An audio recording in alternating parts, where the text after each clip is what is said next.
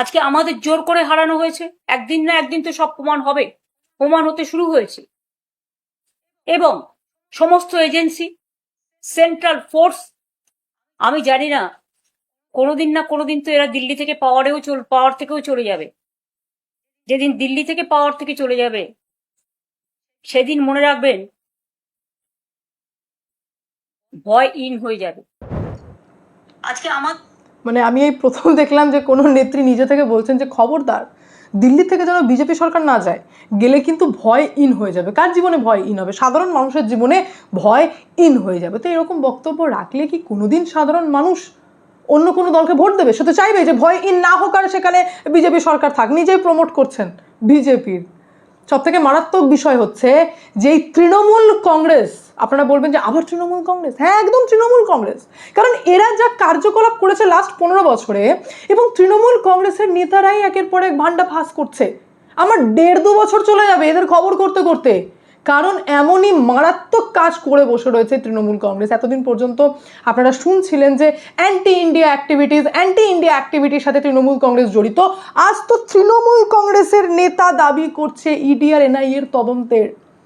তৃণমূল কংগ্রেসের নেতাই দাবি করছে এবং সে নিজের মুখে বলছে যে তৃণমূল কংগ্রেসের আরেক দাপুটে নেতা যার সাথে মৌলবাদী কার্যকলাপের সম্পর্ক রয়েছে এবং যে বাংলাদেশের ঢাকায় নার্সিংহোমে ইনভেস্টও করেছে। কতটা মারাত্মক অভিযোগ ভাবতে পারছেন আপনারা? এ তো পুরো মানে এই তো দলটাকেই তো খারিজ করে দেওয়া উচিত। এ তো যত দিন যাচ্ছে একের পর এক ঢপের চপ সামনে আসছে যে পুরো দলটাই ছিল জালিয়াতির। বাংলাদেশের সাথে সম্পর্ক ধীরে ধীরে ওপেন হচ্ছে, আমি জানাবো আপনাদেরকে। কিন্তু তার আগে বলে দিই, এই অভিষেক ব্যানার্জির আত্মসহায়ক সুমিত রায় যে নিজে পাকিস্তান পালিয়ে যেতে পারে, ভাবতে পারছেন? অভিষেক ব্যানার্জির ডান হাত, দক্ষিণ 24 পরগনার ডায়মন্ড হারবার মডেলের যে কিং মেকার, যে অভিষেক ব্যানার্জি ছাড়া এক পাতা নড়তো না, সেই সুমিত রায় পাকিস্তান পালিয়ে যেতে পারে। মানে এই পুরো দলটাকে ব্যান করে দেওয়া উচিত। এই মারাত্মক অভিযোগ। ইনফ্যাক্ট পাঞ্জাবে এদিক ওদিক দৌড়ে বেড়াচ্ছে, পাঞ্জাবের সীমান্তে সুমিত রায় ঘুরে বেড়াচ্ছে। এক তো অভিষেক ব্যানার্জির এক আত্মসহায়ক অলরেডি ভানুয়াটু পালিয়ে গেছে, আর এই সেকেন্ড আত্মসহায়ক যে পাকিস্তান পালাবো মুডে রয়েছে। আর পশ্চিমবঙ্গ পুলিশ ততটাই অ্যাক্টিভ। পাঞ্জাবে জাস্ট ধরতে ধরতে হাত ফসকে বেরিয়ে গেছে এই সুমিত রায় যে পালিয়ে বেড়াচ্ছে, কিন্তু পশ্চিমবঙ্গ পুলিশ ততটাই আপনারা বলতে পারেন কনফিডেন্সে রয়েছে যে আর 3 থেকে 4 দিনের মধ্যে এই সুমিত রায় ধরা পড়ে যাবে। কে এই সুমিত রায়? কি অভিযোগ রয়েছে? এই জমি জালিয়াতি করেছে, মারাত্মক অভিযোগ।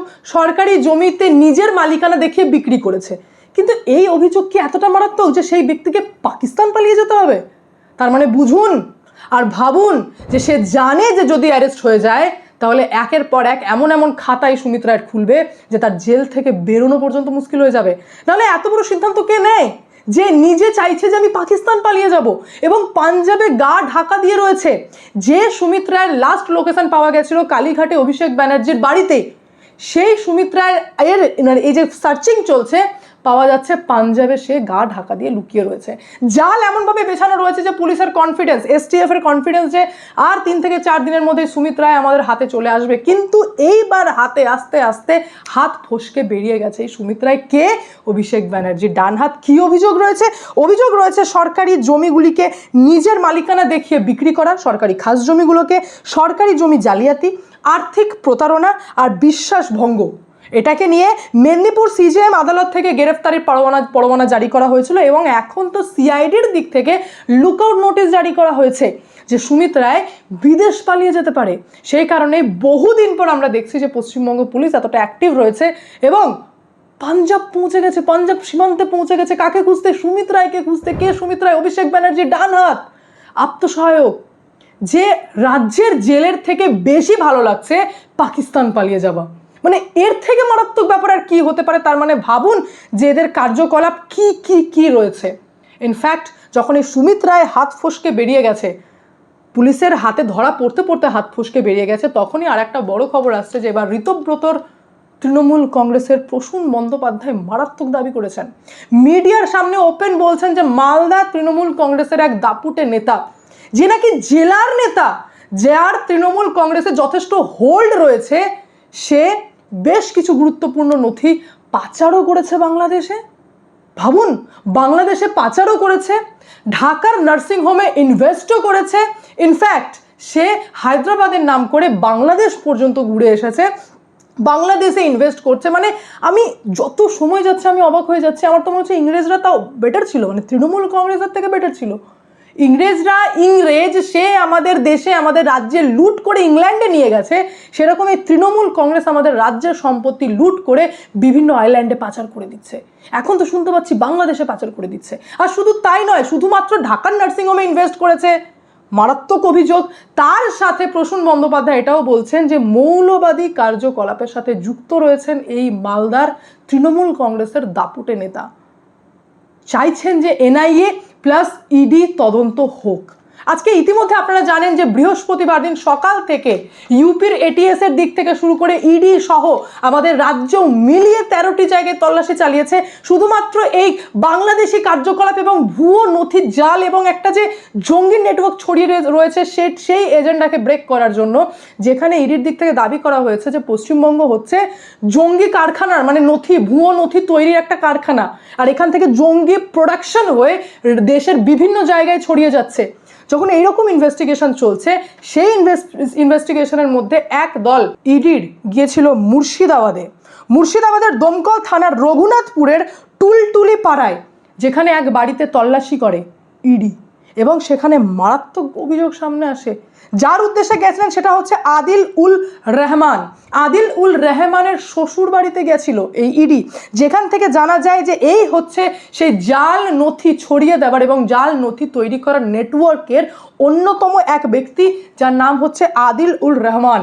তার শ্বশুর বাড়ি হচ্ছে রঘুনাথগঞ্জ, এবং সেখানেই আজকে ইডির গোয়েন্দারা যান এবং শ্বশুর বাড়ির লোকজনকে জিজ্ঞাসাবাদ করেন যে এই আদিল উল রহমান উৎপত্তি কোথায় থেকে হয়েছে।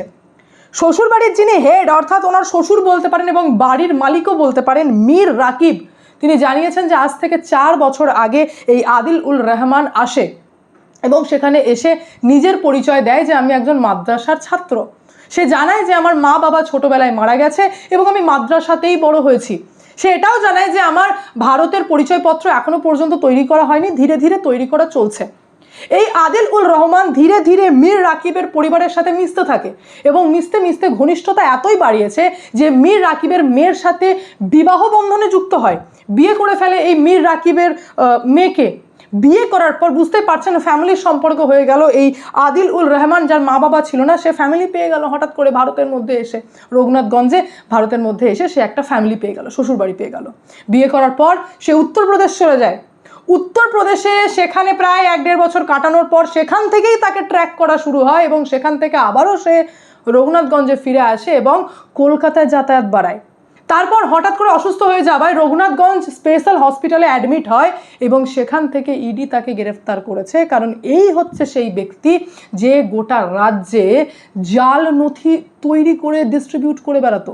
মানে এই যে বাংলাদেশ থেকে যে রোহিঙ্গা এবং অবৈধ বাংলাদেশিরা আসতো, এই নেটওয়ার্ককে যে ভারতীয় নথিপত্র কে দিত, কে অন্যতম মাথা, তো এই হচ্ছে সেই আদিল উল রহমান, যে হঠাৎ করে রঘুনাথগঞ্জে আবির্ভাব হয় এবং মীর রাকিবের ফ্যামিলির সাথে বিয়ে করে একটা সম্পর্ক তৈরি করে এবং আমাদের রাজ্যে জাল নথি ডিস্ট্রিবিউট করে বেড়াতো। এবং বুঝতেই পারছেন সেই জাল নথি নিয়ে বাংলাদেশ থেকে আসা রোহিঙ্গা এবং অবৈধ বাংলাদেশি আমাদের দেশের বিভিন্ন জায়গায় ছড়িয়ে পড়তো। সেটা কর্ণাটক, তামিলনাড়ু থেকে শুরু করে উত্তরপ্রদেশ, বিহার, বিভিন্ন জায়গায় ছড়িয়ে পড়তো। তারই জিজ্ঞাসাবাদ করতে ইডি এসেছিল রঘুনাথগঞ্জে এবং এই মারাত্মক তথ্য সামনে এসেছে। মানে ভাবুন যে দক্ষিণ 24 পরগনা, 2 পরগনায় বলবো, কলকাতা এবং কলকাতা সারাউন্ডের যে এরিয়াগুলো রয়েছে লাগোয়া, উত্তর 24 পরগনা, দক্ষিণ 24 পরগনা, ইনফ্যাক্ট আমরা যদি একটু এইদিকে চলে আসি মুর্শিদাবাদ, মালদা, সেখান থেকে একের পর এক এমন এমন তথ্য সামনে আসছে যেটা দেখে আমাদের নিজের ভয় লাগছে যে ব্যক্তিকে কেউ চেনে না, জানে না, সে ফ্যামিলি সম্পর্ক কি করে তৈরি করতে পারে এবং কতটা মারাত্মক থ্রেট আমাদের দেশের জন্য, যে আমাদের দেশে আমাদের রাজ্যের একটা ছোট জায়গায় থেকে সে এত বড় নেটওয়ার্ককে অপারেট করতো। মানে বুঝতে পারছেন? অথচ তৃণমূল কংগ্রেস নিজের চোখে কিছুই দেখতে পেত না। না তারা জাল নথি ধরতে পারতো, না এরকম নেটওয়ার্ক ধরতে পারতো, না তৃণমূল কংগ্রেসের আমলে পুলিশকে আপনারা এতটা অ্যাক্টিভ দেখেছিলেন যেটা আজকের দিনে আপনারা দেখতে পাচ্ছেন। এবং জঙ্গি কারবার তো বলেই দিলাম, এ তো রঘুনাথগঞ্জের ঘটনা। এদিকে প্রসূন বন্দ্যোপাধ্যায় বলছেন যে তৃণমূল কংগ্রেসের নিজেরই নেতা আমি ওই হারোয়ার কথা বলছি না, হারোয়াতে আবার আলাদা ইনভেস্টিগেশন হয়েছে, সেখানেও তৃণমূল কংগ্রেস নেতার নাম জড়িয়েছে, সেখানেও তৃণমূল কংগ্রেসের নেতার অ্যাকাউন্টে টাকা ঢুকেছে, সেখানেও ইনভেস্টিগেশন হয়। আমি আপনাদেরকে নাম পর্যন্ত বলে দিতে পারি যে কতটা মারাত্মক ব্যাপার। তৃণমূল কংগ্রেসের নেতা আব্দুল্লাহ গাজীর কথা, সেখানে আবার আলাদাভাবে ইনভেস্টিগেশন হয়েছে, এনজিও নেটওয়ার্ক ধরা পড়েছে, সেখানে শ্রমিকের আড়ালে বিভিন্ন রকম মানুষকে, রোহিঙ্গাদেরকে চালান করা হতো বাংলাদেশ থেকে, সেটাও ধরা পড়েছে। আর এই আব্দুল্লাহ গাজী এও সেম কাজে যুক্ত ছিল, এনার অ্যাকাউন্ট থেকে পাওয়া গেছে বিদেশি ফান্ডিং, এবং মসজিদ বানানোর নামে বিভিন্ন এনজিওর মাধ্যমেও টাকা ঢুকেছে অ্যাকাউন্টে, ভাড়ার অ্যাকাউন্ট ইউজ করা হতো। এ তৃণমূল কংগ্রেসের এক নেতা। আর এক নেতার কথা বলছেন প্রসূন বন্দ্যোপাধ্যায়, যে মালদার দাপুটে তৃণমূল কংগ্রেসের জেলার নেতা। আর এদিকে আবার শুনছি যে অভিষেক ব্যানার্জির ডান হাত, বিরাট বড় ডান হাত, এই সুমিত রায়, সে পাকিস্তান পালিয়ে যেতে চায়। মানে তৃণমূল কংগ্রেসেরই কেন নাম জড়াচ্ছে? কেউ হসপিটালে ইনভেস্ট করছে ঢাকাতে, ঢাকার নার্সিংহোমে, কারোর অ্যাকাউন্টে বিদেশি ফান্ডিং ঢুকছে, তৃণমূল কংগ্রেসেরই নাম কেন জড়াচ্ছে? ইমিডিয়েটলি এই তৃণমূল কংগ্রেস দলটাকেই ব্যান করে দেওয়া উচিত, কারণ তার সমস্ত কার্যকলাপ কেমন যেন ভারতের বিরুদ্ধে, অ্যান্টি ন্যাশনাল কার্যকলাপ প্রত্যেক দিন প্রত্যেক মুহূর্ত আমাদের সামনে আসছে, আর যেটা আমাদের রাজ্যের জন্য অত্যন্ত থ্রেট, অত্যন্ত থ্রেট। বাকি পুরো বিষয় নিয়ে আপনাদের কি মন্তব্য অতি অবশ্যই কমেন্টের মাধ্যমে জানান। আমি এখানে এন্ড করি, দেখা হচ্ছে নেক্সট ভিডিওতে। ভালো থাকবেন, সুস্থ থাকবেন, সঙ্গে অদ্বিতীয়া চ্যানেলকে অতি অবশ্যই সাবস্ক্রাইব করবেন, কারণ একটাই, যা হবে স্পষ্ট হবে।